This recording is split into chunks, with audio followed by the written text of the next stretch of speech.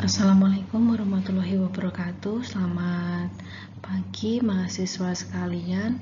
Pada kesempatan pada kali ini saya akan melakukan pembahasan modul praktikum KCKFE temu yang keempat ya. Dimana untuk temu yang keempat ini kita masih membicarakan terkait dengan sistem muskuloskeletal. Baik, kita langsung mulai saja. Untuk latihan yang keempat kita bahas bersama-sama. Langsung saja kita mulai. Untuk soal nomor 1, pada soal diketahui ada diagnosis artritis rubella ya. Nah, sebelum kalian melihat di volume 1, untuk langkah pertama yaitu kalian harus mencari di volume 3 dulu ya. Menggunakan itemnya kita pakai artritis di sini ya. Dari artritis kemudian rubella, pada volume yang ketiga itu kalian temukan kodenya B06.8 Dejer M01.4 asterik. Nah, tidak sampai di situ saja. Kalian harus mengecek juga di ICD volume 1 ya. Nah, berikut tampilannya bisa kalian lihat untuk di ICD volume 1-nya ya. Kita lihat di rubella with other complication ya, di B06.8-nya. Di sana ketika ada rubella, kemudian ada penyakit artritis di sana, maka untuk asteriknya atau kode yang menyertainya yaitu M01.4 asterik ya. Kemudian kita lanjut cek di kode M01.4-nya ya. Di sini juga tertulis rubella arthritis, kemudian kode yang menyertai yaitu B06.8 Dejer ya. Nah, tidak hanya sampai di situ saja, kita lihat di bawah blok M01.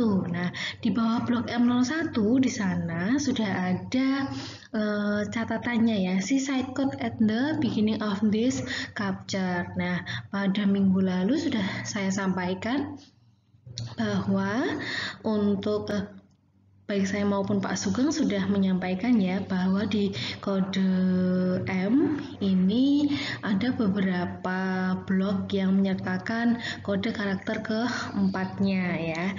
Nah, kalau di M01 ini kebetulan di sini untuk catatannya yaitu side code at the beginning of this capture. Berarti kita harus melihat di awal blok M di sana ada tambahan kode karakter ke-5-nya ya, terkait tempatnya di mana si artritisnya ini, tempatnya di mana. Nah, kita coba cek di awal blok ya.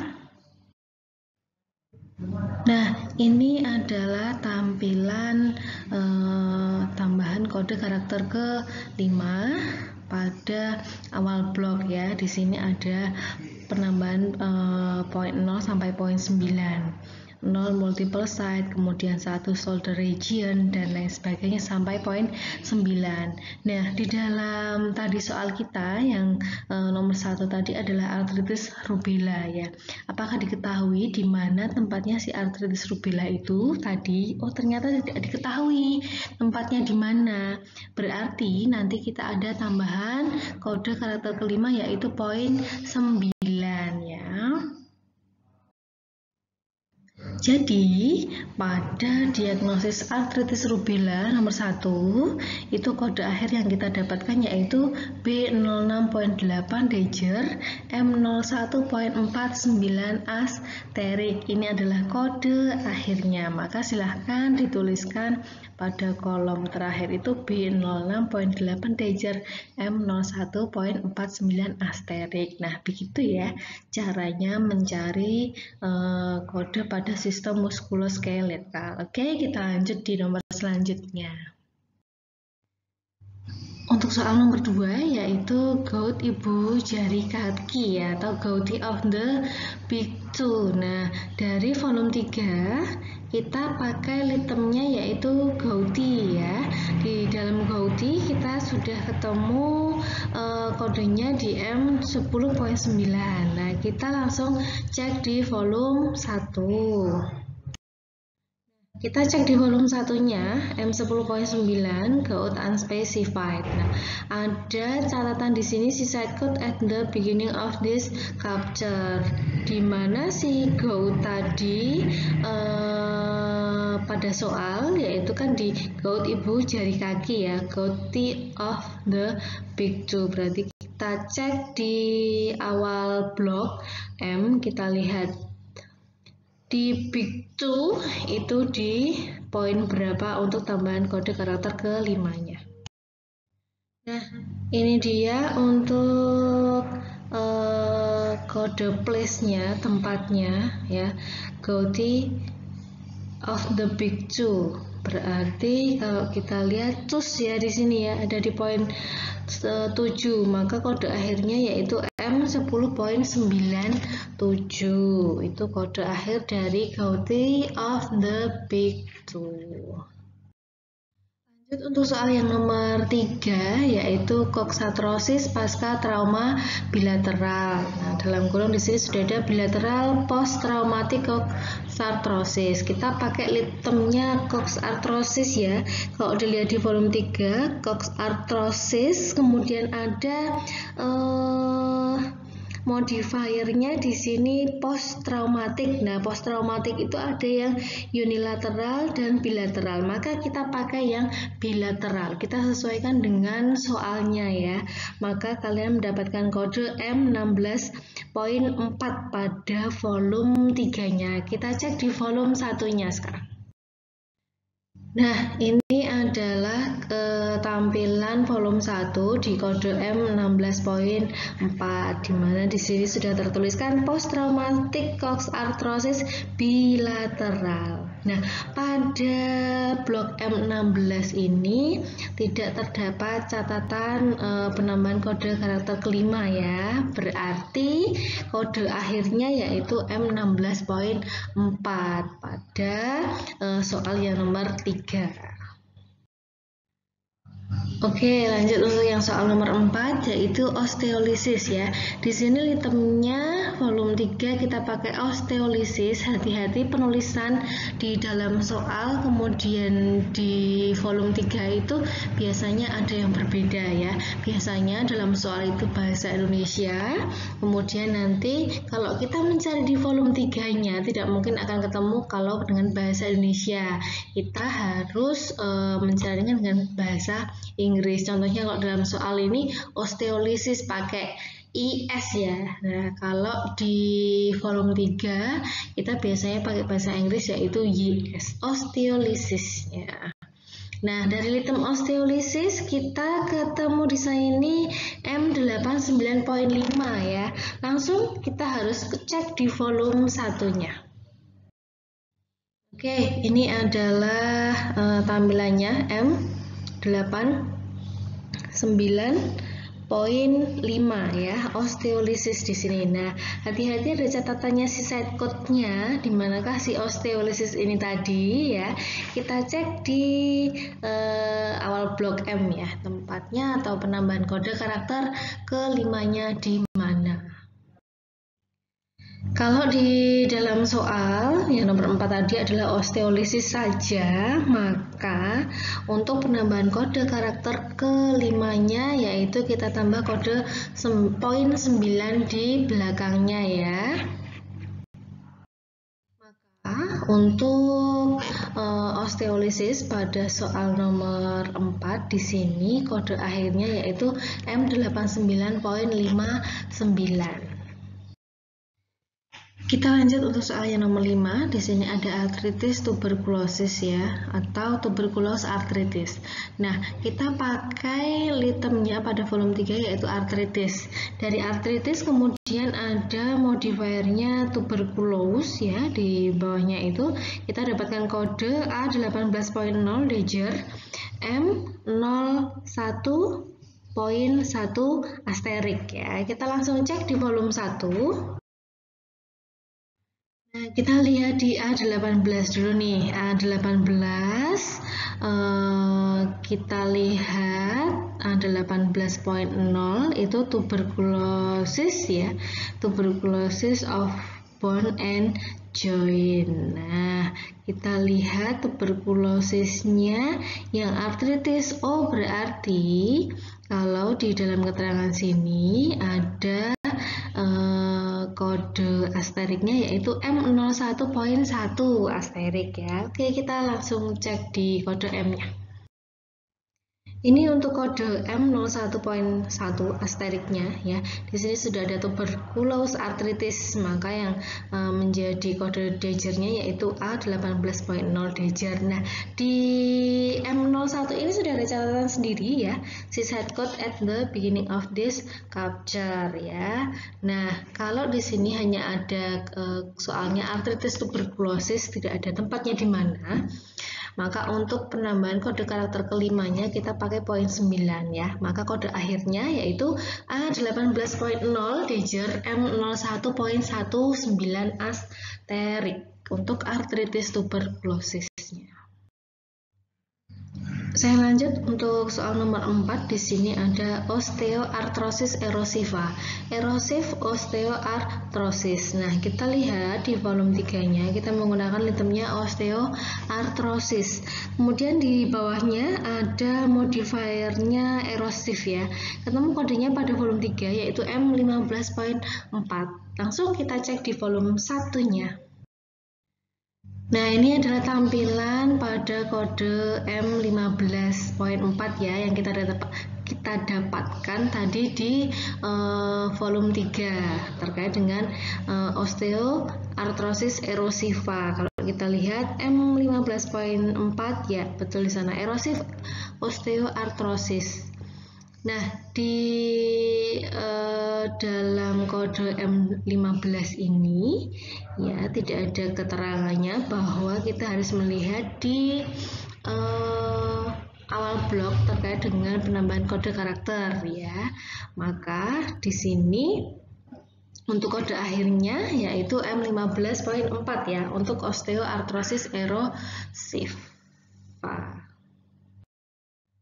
Selanjutnya yaitu nomor 7, ada di sini soalnya arthropati Charcot ya. Charcot arthropati. Litemnya pada volume 3 kita pakai arthropati ya. Arthropati kemudian ada di sana modifiernya Charcot ya. Ada modifiernya Charcot di sana. Nah, kita bisa dapatkan kode G98 Dejger M14.6 asterik. Nah, kita langsung cek di volume 1-nya ya.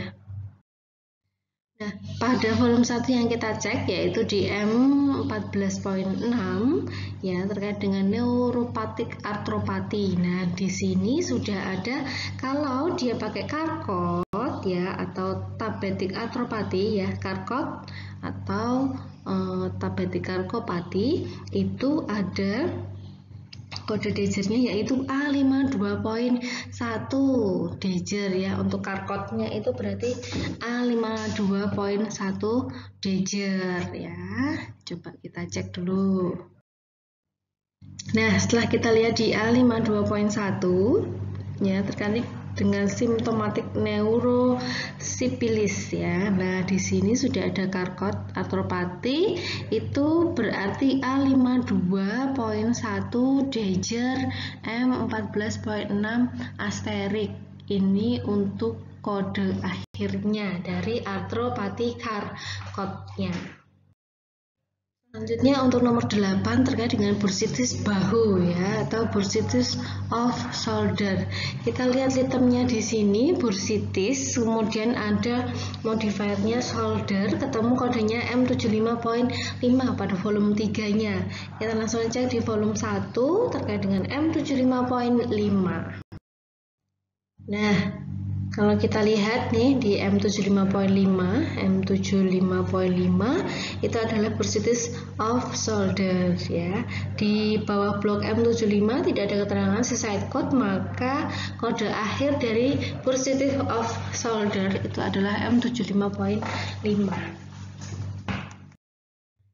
Untuk nomor 9, mialgia ya. Litemnya langsung saja kita pakai mialgia. Nah, ketemu di dalam volume 3-nya yaitu M79.1. Cek di Volume 1 M79.1-nya di sana ada mialgia, kemudian si side code-nya ya, penambahan kode karakter kelimanya pada soal hanya tertulis mialgia, maka untuk tambahan kode karakter kelimanya adalah poin 9 ya, tidak ada keterangan di mana tempatnya mialgianya, maka kode akhirnya adalah M79.19. Nah, untuk soal nomor 10. Soal nomor 10 yaitu sendi siku lepas, flail elbow joints. Nah, kita pakai litem pada volume 3-nya yaitu flail ya, flail, kemudian ada modifiernya join di sana. Nah, kita dapat kode M25.2. Kita cek di M25.2 adalah flail join, kemudian di bawah blok M25 ada keterangan si side code-nya ya, si side code-nya kita cek di si side code-nya. Oke. Nah, kalau dalam soal itu tadi diketahui sendi siku lepas, flail elbow joint, kita tadi sudah ketemu kodenya M25.2. Nah, kita lihat nih keterangannya adalah di siku ya, di siku ya adalah elbow joint. Nah, berarti tambahan kode karakter kelimanya yaitu 2. Berarti kode akhirnya untuk flail elbow joint yaitu M25.22. Nah, untuk soal yang nomor 11, artritis juvenil anak umur 10 tahun sejak 11 bulan yang lalu ya. Kalau kita melihat dari volume 3-nya berarti kita pakai litemnya yaitu artritis kemudian juvenil di sana ya. Ada kode M08.9. Oke, kita cek di volume 1-nya. Nah, setelah kita tadi melihat di volume 3 ketemu M08.9, ini kita lihat di volume 1 bahwa M08.9 yaitu juvenile arthritis unspecified ya. Nah, di sini ada si side code-nya. Kita lihat dulu nih si side code-nya ya. Kalau tadi di dalam soal tidak ada keterangan ya, hanya arthritis juvenile anak umur 10 tahun sejak 11 bulan. Oke, coba kita cek dulu.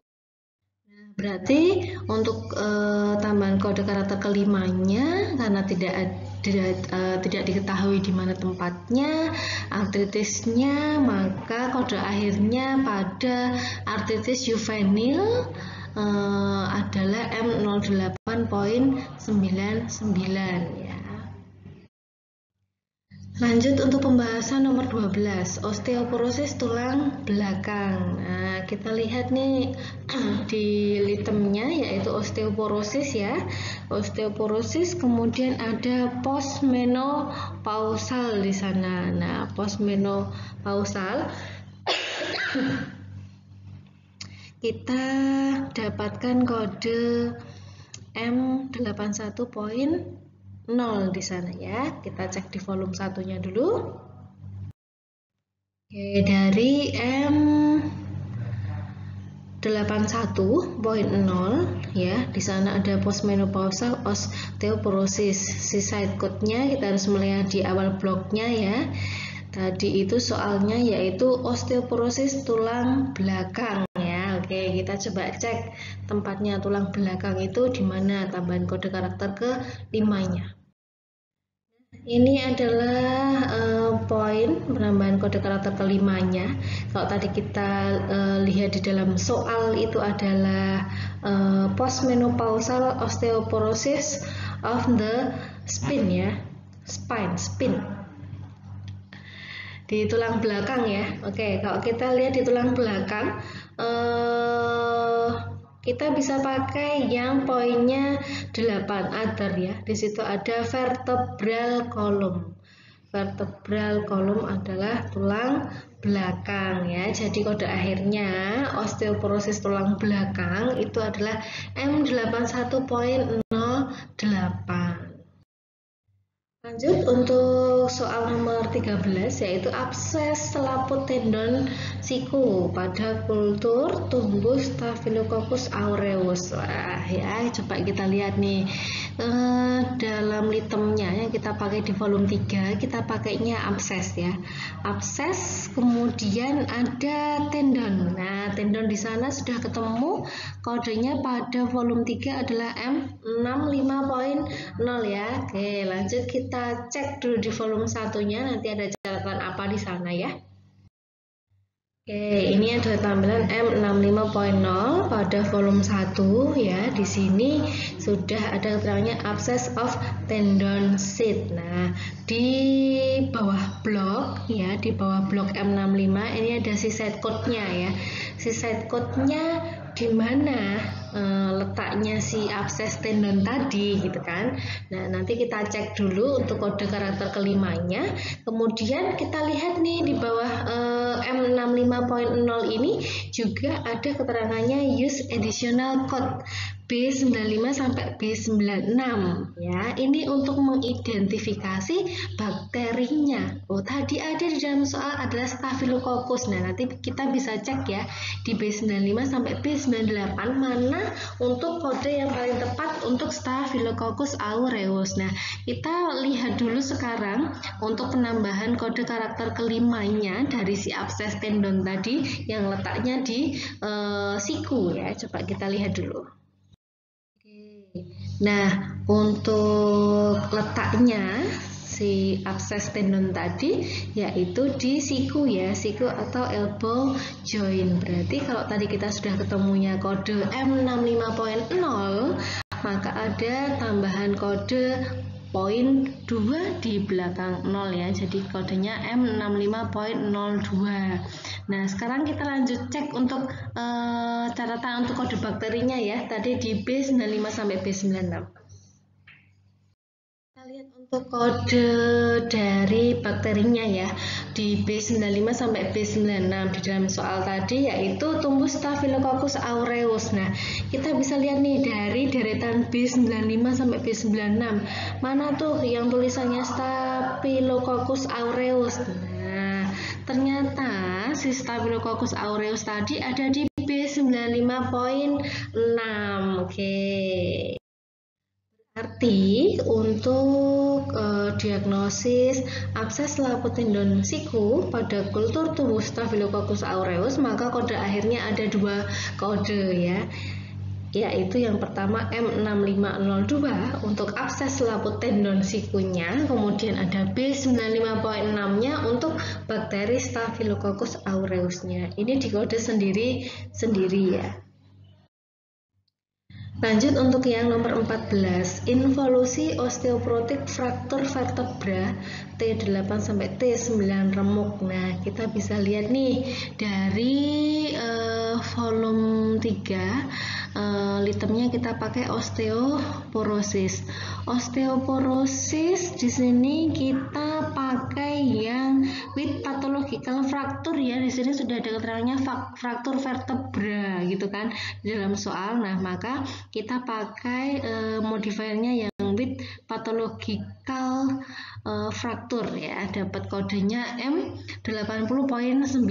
Oke, langsung kita cek di volume satunya.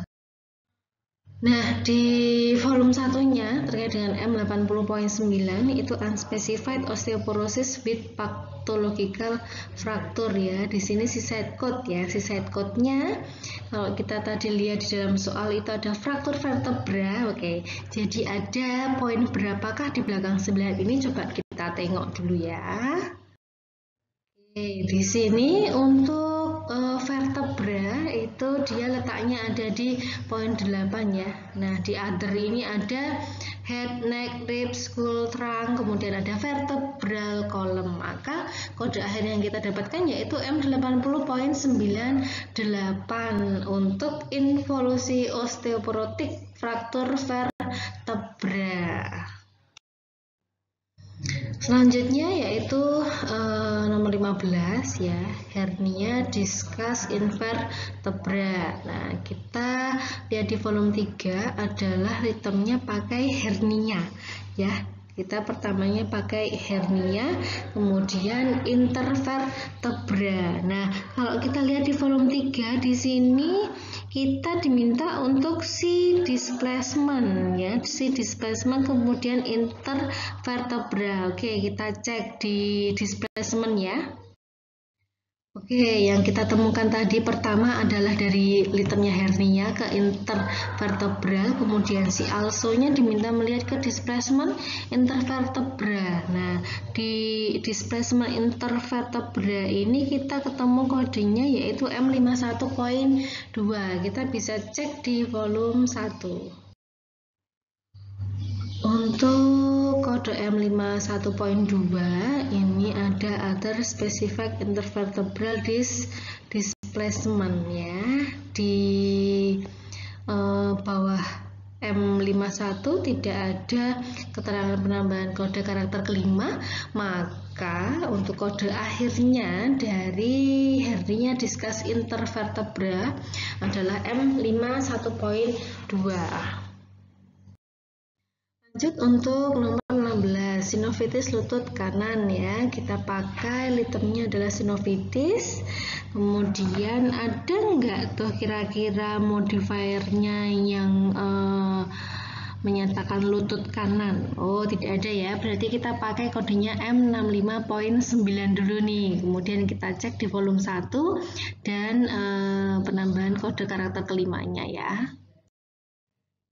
Nah, ini M65.9-nya adalah sinovitis and tenosinovitis unspecified. Kita diminta melihat si side code at the beginning ya di catatan M65 untuk tempatnya di mana. Kalau tadi kan di dalam soal sinovitis lutut kanan. Nah, kita harus mencari tempatnya lutut kanan itu poinnya poin berapa. Nah, kita bisa lihat lutut kanan. Lutut itu berarti bahasa Inggrisnya adalah knee ya. Knee berarti tadi kita sudah mendapatkan kode M65.9 untuk sinovitisnya. Kemudian lutut kanannya yaitu ada di poin 6. Maka kode akhirnya yaitu M65.96. Untuk soal nomor 17, artritis reumatoid kronik. Nah, kita lihat dari litemnya artritis ya. Kemudian ada modifiernya reumatoid di sana, ketemu kodenya M06.9. Nah, kita cek di volume 1-nya. Di volume 1 M06.9 ya, itu ada si side code-nya. Maka kita harus cek dulu letaknya di mana. Kalau dalam soal hanya artritis reumatoid saja ya, maka untuk kode akhirnya penambahan kodenya nanti juga di poin 9. Kode akhirnya jadi M06.99 untuk artritis reumatoid kroniknya. Untuk soal nomor 18, skoliosis ya. Skoliosis langsung saja kita lihat di volume 3, langsung ketemu skoliosis M41.9 ya. Kita cek dulu di M41.9. Di M41.9 kita temukan skoliosis unspecified. Kemudian di sini ada keterangannya si side code B4 M40. Jadi kita tidak melihat di awal bloknya tadi, tapi kita melihat kode sebelum M40.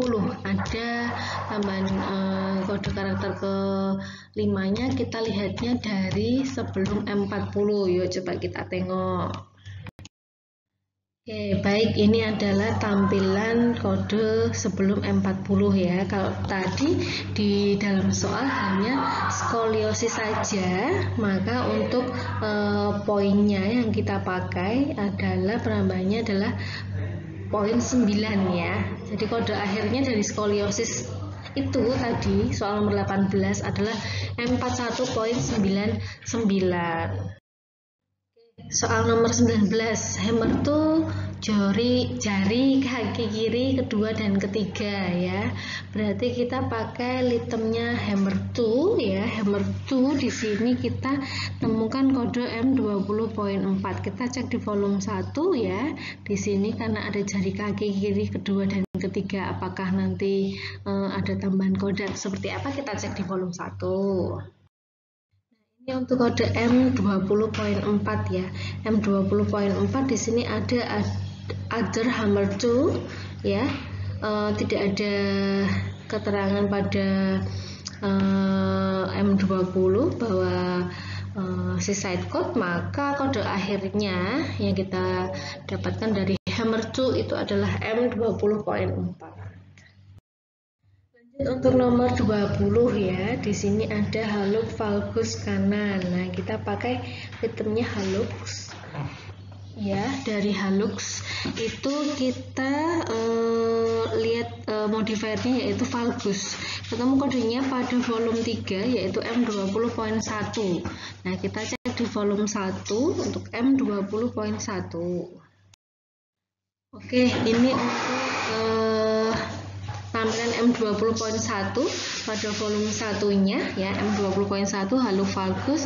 Di blok M20 ini juga tidak ada tambahan kode karakter kelimanya ya, maka kode akhirnya dari soal nomor 20 ini adalah M20.1. Nah, mungkin seperti itu untuk pembahasan kali ini ya. Mungkin dari kalian juga sudah paham, atau apabila nanti masih ada yang kurang dipahami di mengerjakan terkait dengan sistem muskuloskeletal, bisa langsung menanyakan kepada pembimbing praktikumnya, baik saya maupun Pak Sugeng ya. Seperti itu saja. Terima kasih, saya akhiri.